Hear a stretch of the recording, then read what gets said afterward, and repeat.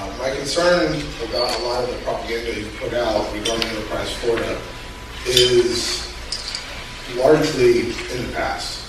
2006, when money was just spewing out, the program that Enterprise Florida voted against, but yet the legislative body approved and gave the money, and that was a big failure. You mentioned 120-some companies that didn't live up to their expectations. Of course, you never mentioned none of those companies got any money because the way the program's set now, they don't get paid until they actually perform. I would love to understand your thoughts on Enterprise Florida since Governor Scott's been involved and where you think that money's being wasted.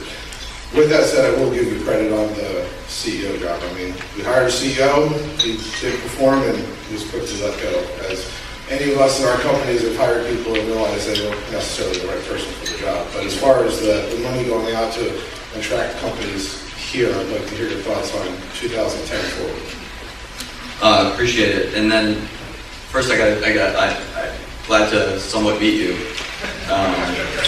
So when all the Enterprise Florida thing is, I think some of the folks that are around me, they come and they go, hey, here's some articles. And I don't know if I pronounced her last name right, but there's this guy, Jesse, is it Viter? Viter has written these articles, editorials, and so I look at it, and I always try to, when someone says something, you try to walk them out in their shoes first. And so I said, who is this guy? Because I really don't get out much. And so I Google you, and all of a sudden it comes up, you and your wife. Your wife's beautiful. I think you have 4 children. All your kids are really cute. Then I Google another article, and it talks about how they have dinner parties on their rooftop and has pictures, and how they just randomly invite people all the time.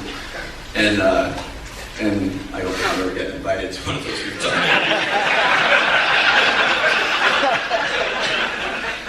But it was a wonderful story. So anyway, so I told him, I said, I'm not saying anything negative about anybody anytime. But to answer your question, that generally I think you're right.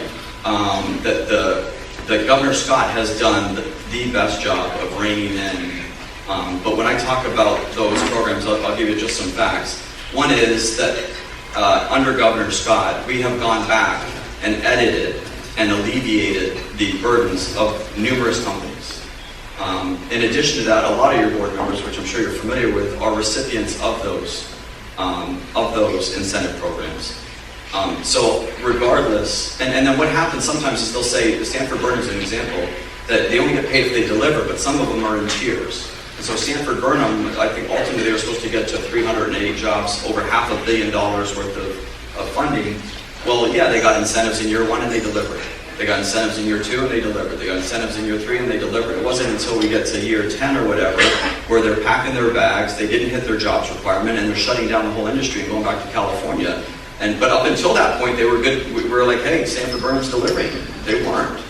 They were making us think they were. Ultimately, when funding, and what they started asking for after the incentives were line items in the budget for additional funding, because they're doing straight biotech work that's going to save the world. And now we have a $500 million hole in the budget that could have gone to who knows what. They're packing their bags and heading out. We have an empty building in Lake Nona. I mean, it was an absolute disaster. And so a lot of that, in the moment they do, but ultimately, the long term, they don't.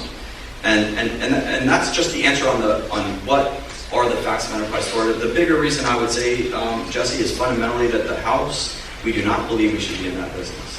Government should not be in the private sector in any way, shape, or form. And if you took them out in all 50 states, and I'm fine. I hear the argument all the time. Let Georgia, Alabama have at it. It's a short-term fix that leads to long-term demise.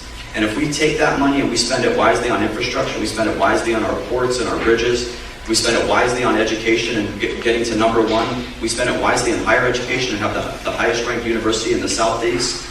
We spend it wisely on law enforcement. We spend it wisely on deregulating and allowing companies to come in without tripling, having burdens from not only the city, county, and state level, but eliminate those. And then have a tax policy that's across the board that's fair and equitable. We will have every single business come to the state of Florida. And that's what we should do. We should build those things first. And when we get them right, you won't have those issues.